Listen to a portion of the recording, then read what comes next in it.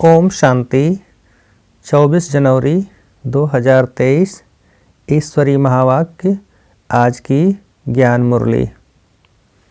मीठे बच्चे, यही संगम युग है जब आत्मा और परमात्मा का संगम यानी कि मेल होता है। सतगुरु एक ही बार आकर बच्चों को सत्य ज्ञान दे सत्य बोलना सिखाते हैं। प्रश्न: किन बच्चों की अवस्था बहुत फर्स्ट क्लास रहती है? उत्तर: जिनकी बुद्धि में रहता यह सब कुछ बाबा का है, हर कदम श्रीमत लेने वाले, पूरा त्याग करने वाले बच्चों की अवस्था बहुत फर्स्ट क्लास रहती है। यात्रा लंबी है, इसलिए ऊंचे बाप की ऊंची मत लेते रहना है। दूसरा प्रश्न: मुरली सुनते समय अपार सुख किन बच्चों को भासता है? उत्तर: जो समझते हैं हम शिव बाबा की मुरली सुन रहे हैं। यह मुरली शिव बाबा ने ब्रह्मा तन से सुनाई है। मोस्ट बिलवेड बाबा हमें सदा सुखी मनुष्य से देवता बनाने के लिए यह सुना रहे हैं। मुरली सुनते यह स्मृति रहे तो सुख भासेगा। गीत: प्रीतम आन मिलो। ओम शांति। यह दुखिया जिया तो दुख धाम में ही होता है। सुखी जीव आत्माएं सुख धाम में होती हैं।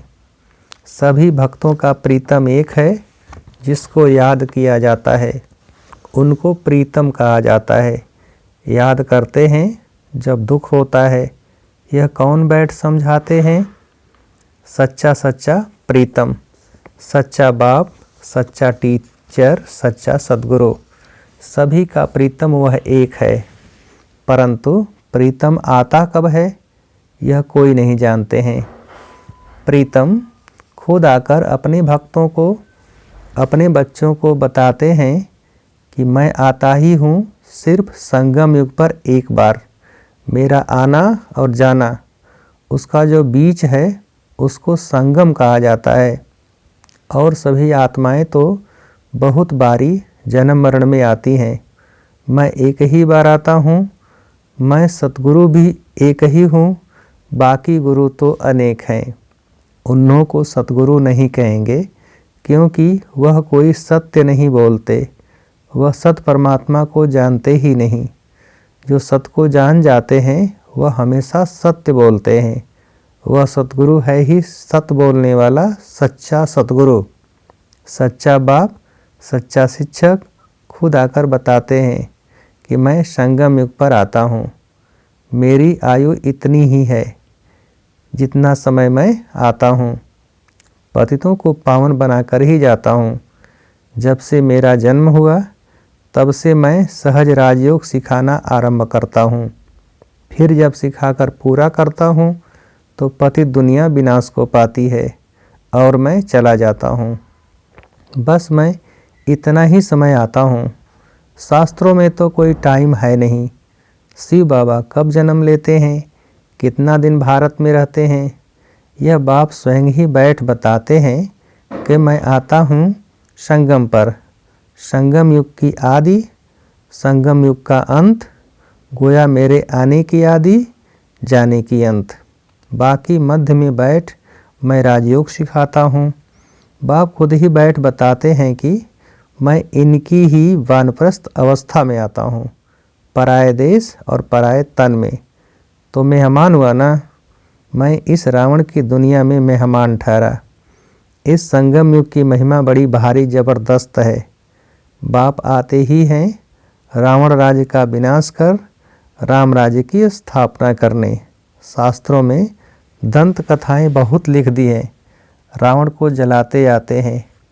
सारी सृष्टि इस समय जैसे लंका है। सिर्फ सीलान को लंका नहीं कहा जाता। यह सारी सृष्टि रावण के रहने का स्थान है। वह शोक वाटिका है। सभी दुखी हैं। बाप कहते हैं मैं इसको अशोक वाटिका अथवा हेवन बनाने आता हूँ। हेवन में सभी धर्म तो होते नहीं। वहाँ था एक ही धर्म जो अभी नहीं है। अब फिर से देवता बनाने राजयोग सिखला रहा हूँ। सभी तो नहीं सीखेंगे। मैं भारत में ही आता हूँ। भारत में ही स्वर्ग होता है। क्रिश्चियन लोग भी हेवन को मानते हैं। कहते हैं left for heavenly abode, God father के पास गया। बाकी हेवन को थोड़े ही समझते हैं। हेवन अलग चीज़ है। तो बाप समझाते हैं कि मैं कब और कैसे आता हूँ, आकर त्रिकालदर्शी बनाता हूँ। त्रिकालदर्शी और कोई होता नहीं। सृष्टि के आदि मध्य अंत को मैं ही जानता हूँ। अब कलयुग का विनाश होना है। आसार भी देखने में आ रहे हैं। समय वही संगम का है। एक्यूरेट टाइम कुछ नहीं कह सकते। बाकी हाँ, राजधानी पूरी स्थापन हो जाएगी। बच्चे कर्मातीत अवस्था को पाएंगे तो ज्ञान खत्म हो जाएगा, लड़ाई आरंभ हो जाएगी। मैं भी अपना पावन बनाने का पाठ पूरा करके जाऊंगा। देवी देवता धर्म स्थापन करना यह मेरा ही पाठ है। भारतवासी यह कुछ भी नहीं जानते। अब शिवरात्रि मनाते हैं तो ज़रूर शिव बाबा ने कोई कार्य किया होगा। उन्होंने फिर कृष्ण का नाम डाल दिया है। यह तो कॉमन भूल देखने में आती है। शिव पुराण आदि किसी शास्त्र में भी यह नहीं है कि शिव बाबा आकर राजयोग सिखाते हैं। वास्तव में हर एक धर्म का एक एक शास्त्र है। देवता धर्म का भी एक शास्त्र होना चाहिए, परंतु उसका रचयिता कौन, इसमें ही मूझ गए हैं। बाप समझाते हैं मुझे जरूर ब्रह्मा द्वारा ब्राह्मण धर्म रचना पड़े। ब्रह्मा मुख वंशावली ब्रह्मा कुमार कुमारियाँ ठहरे। बहुतों के नाम बदले हुए, उनसे बहुत भागंती हो गए। साथ में रिफ्लेस भी होते हैं। बाकी देखा गया नाम से कोई फ़ायदा नहीं, वह तो भूल भी जाते हैं। वास्तव में तुमको योग लगाना है बाप से। नाम शरीर का मिलता है, आत्मा का तो नाम है नहीं। आत्मा 84 जन्म लेती है। हर जन्म में नाम रूप देश काल सब बदल जाता है। ड्रामा में कोई को भी जो एक बाई पार्ट मिला हुआ है, उसी रूप में फिर कभी पार्ट बजा न सके, वही पार्ट फिर 5000 वर्ष के बाद बजाएगी। ऐसे नहीं कृष्ण उसी नाम रूप से फिर कोई आ सकता है, नहीं। यह तो जानते हैं आत्मा एक शरीर छोड़ दूसरा लेती है तो फीचर आदि एक न मिले दूसरे से। 5 तत्वों के अनुसार फीचर्स बदलते जाते हैं। कितने फीचर्स हैं, परंतु यह सब पहले से ही ड्रामा में नूद है। नया कुछ नहीं बनता है। अब शिवरात्रि मनाई जाती है। जरूर शिव आया है, वही सारी दुनिया का प्रीतम है। लक्ष्मी नारायण व राधे कृष्ण व ब्रह्मा विष्णु आदि कोई प्रीतम नहीं है। गॉड फादर ही प्रीतम है। बाप तो जरूर वर्षा देते हैं, इसलिए बाप प्यारा लगता है। बाप कहते हैं मुझे याद करो, क्योंकि मेरे से तुमको वर्षा पाना है। बच्चे जानते हैं इस पढ़ाई अनुसार जाकर सूर्यवंशी देवता व चंद्रवंशी छत्री बनेंगे। वास्तव में सभी भारतवासियों का धर्म एक होना चाहिए, परंतु देवता धर्म नाम बदल हिंदू नाम रख दिया है। क्यों? क्योंकि वह दैवी गुण नहीं है। अब बाप बैठ धारण कराते हैं। कहते हैं अपने को आत्मा समझ अशरीरी हो जाओ। तुम कोई परमात्मा नहीं हो। परमात्मा तो एक शिव है। वह सभी का प्रीतम एक ही बार संगम युग पर आते हैं। यह संगम युग बहुत छोटा है। सभी धर्मों का विनाश होगा। ब्राह्मण कुल भी वापस जाएगा, क्योंकि उन्हों को फिर दैवी कुल में ट्रांसफ़र होना है। वास्तव में यह पढ़ाई है, सिर्फ भेंट की जाती है। वह विषय विकार हैं जहर, यह ज्ञान है अमृत। यह तो मनुष्य को देवता बनाने की पाठशाला है। आत्मा में जो खाद पड़ी है एकदम मुलम्मा बन गई है, उसको बाप आकर हीरे जैसा बनाते हैं। शिवरात्रि कहते हैं रात्रि में शिव आया, परंतु कैसे आया, किसके गर्भ में आया, यह किस शरीर में प्रवेश किया। गर्भ में तो आते नहीं हैं, उनको शरीर का लोन लेना पड़ता है। वह जरूर आ करके नरक को स्वर्ग बनाएंगे, परंतु कब और कैसे आते हैं यह किसको पता नहीं। शास्त्र तो बहुत पढ़ते हैं, परंतु मुक्ति, जीवन मुक्ति तो किसको मिलती नहीं है, और ही तमोप्रधान बन गए हैं। सो तो सभी को जरूर बनना है, सभी मनुष्यों को स्टेज पर जरूर हाजिर होना है। बाप आते ही अंत में हैं, उनकी ही सब महिमा करते हैं कि तुम्हारी गति मत तुम ही जानो, तुम्हारे में क्या ज्ञान है, कैसे तुम सद्गति करते हो सो तो तुम ही जानो। तो वह श्रीमत देने आएगा तो जरूर ना, परंतु कैसे आते हैं, किस शरीर में आते हैं वह कोई जानते नहीं। खुद कहते हैं साधारण तन में मुझे आना है, मुझे ब्रह्मा नाम भी जरूर रखना पड़े, नहीं तो ब्राह्मण कैसे पैदा हों। ब्रह्मा कहाँ से आए, ऊपर से तो नहीं आएगा, वह है सूक्ष्मतनवासी अव्यक्त संपूर्ण ब्रह्मा। यहाँ तो जरूर व्यक्त में आकर रचना रचनी पड़े। हम अनुभव से बता सकते हैं, इतना समय आते और जाते हैं। बाप कहते हैं मैं भी ड्रामा में बांधा हुआ हूँ और मेरा पार्ट भी सिर्फ एक बार आने का है। भल दुनिया में उपद्रव बहुत होते रहते हैं, उस समय कितना ईश्वर को पुकारते हैं, परंतु मुझे तो अपने समय पर ही आना है और आता भी हूँ वानप्रस्थ अवस्था में। यह ज्ञान तो बड़ा सहज है, परंतु अवस्था जमाने में मेहनत है। इसलिए कहेंगे मंजिल बड़ी ऊंची है। बाप नॉलेज फुल है तो जरूर उसने बच्चों को नॉलेज दी है, तब तो उनका गायन है। तुम्हारी गतमत तुम ही जानो। बाप कहते हैं मेरे पास जो सुख शांति का खजाना है वह बच्चों को ही आकर देता हूँ। यह जो माताओं पर अत्याचार आदि होते हैं यह भी ड्रामा में नूंद है। तब तो पाप का घड़ा भरेगा, कल्प कल्प ऐसे ही रिपीट होता है। यह बातें भी तुम अभी जानते हो, फिर भूल जाएंगे। यह ज्ञान सतयुग में होता नहीं, अगर होता तो परंपरा चलता। वहाँ तो प्रारब्ध है जो अभी के पुरुषार्थ से पाते हैं।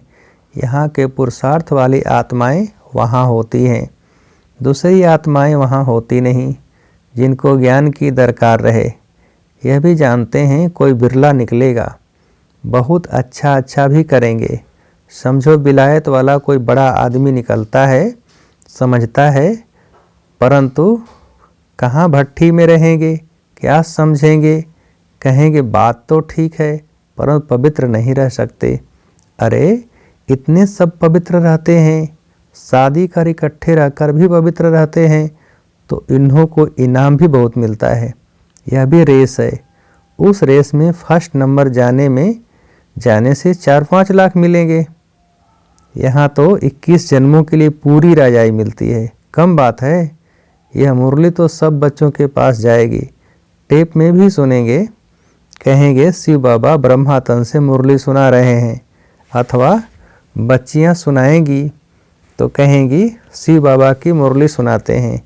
तो बुद्धि एकदम वहाँ जानी चाहिए, वह सुख अंदर में भासना चाहिए। मोस्ट बिलीव्ड बाबा हमको सदा सुखी मनुष्य से देवता बनाते हैं, तो उनकी याद बहुत रहनी चाहिए, परंतु माया याद को ठहरने नहीं देती। त्याग भी पूरा चाहिए, यह सब कुछ बाबा का है। यह अवस्था फर्स्ट क्लास रहनी चाहिए।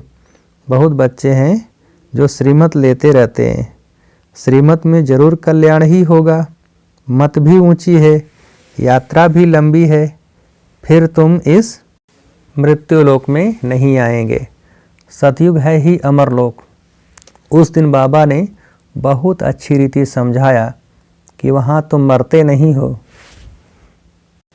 खुशी से पुराना चोला बदल नया लेते हो। सर्प का मिसाल तुम्हारे लिए है, भ्रमरी का भी तुम्हारे ऊपर मिसाल है, कछुए का भी तुम्हारा मिसाल है। सन्यासियों ने तो काफ़ी की है। भ्रमरी का मिसाल अच्छा है, विष्ठा के कीड़े को ज्ञान की भूमू कर परिस्तानी परिज्यादा बनाते हो। अभी पुरुषार्थ अच्छी तरह करना है, ऊंच पद अथवा अच्छा नंबर लेना है तो मेहनत भी करनी है। भल धंधा आदि भी करो, वह टाइम छूट है, फिर भी टाइम बहुत मिलता है। अपना योग का चार्ट देखना चाहिए क्योंकि माया बहुत विघ्न डालती है। बाबा बच्चों को बार बार समझाते हैं, मीठे बच्चे, भूले चूके भी ऐसे मुष्ट विलविड बाप व साजन को फारकती कभी कोई न देवे। इतना महामूर्ख कोई न बने, परंतु माया बना देती है। अब आगे चलकर तुम देखेंगे, जो कुर्बान जाते थे वह बहुत अच्छी सर्विस करते थे, उन्हों का भी माया क्या क्या हाल कर देती है, क्योंकि श्रीमत छोड़ देते हैं। इसलिए बाबा कहते हैं, ऐसे बड़े ते बड़ा मोहमूर्ख नहीं बनना। अच्छा, मीठे मीठे सिकीले बच्चों प्रति माता पिता बाप दादा का याद प्यार और गुड मॉर्निंग। रूहानी बाप की रूहानी बच्चों को नमस्ते। हम रूहानी बच्चों की रूहानी बाप को नमस्ते। धारणा के लिए मुख्य सार। पहली पॉइंट, बाप द्वारा जो सुख शांति का खजाना मिला है वह सबको देना है। ज्ञान से अपनी अवस्था जमाने की मेहनत करनी है। दूसरी पॉइंट, दैवी गुण धारण करने के लिए देह भान को भूल अपने को आत्मा समझ और शरीरी बन एक प्रीतम को याद करना है। वरदान, विशेषता के बीज द्वारा संतुष्टता रूपी फल प्राप्त करने वाली विशेष आत्मा भव। विस्तार, इस विशेष युग में विशेषता के बीज का सबसे श्रेष्ठ फल है संतुष्टता। संतुष्ट रहना और सर्व को संतुष्ट करना, यही विशेष आत्मा की निशानी है। इसलिए विशेषताओं के बीज अथवा वरदान को सर्व शक्तियों के जल से सींचो तो बीज फलदायक हो जाएगा, नहीं तो विस्तार हुआ वृक्ष भी समय प्रति समय आए हुए तूफान में हिलते हिलते टूट जाता है। अर्थात आगे बढ़ने का उमंग, उत्साह, खुशी व रूहानी नशा नहीं रहता। तो विधि पूर्वक शक्तिशाली बीज को फलदायक बनाओ। स्लोगन, अनुभूतियों का प्रसाद बांटकर असमर्थ को समर्थ बना देना, यही सबसे बड़ा पुण्य है। अनुभूतियों का प्रसाद बांटकर असमर्थ को समर्थ बना देना, यही सबसे बड़ा पुण्य है। अच्छा, ओम शांति।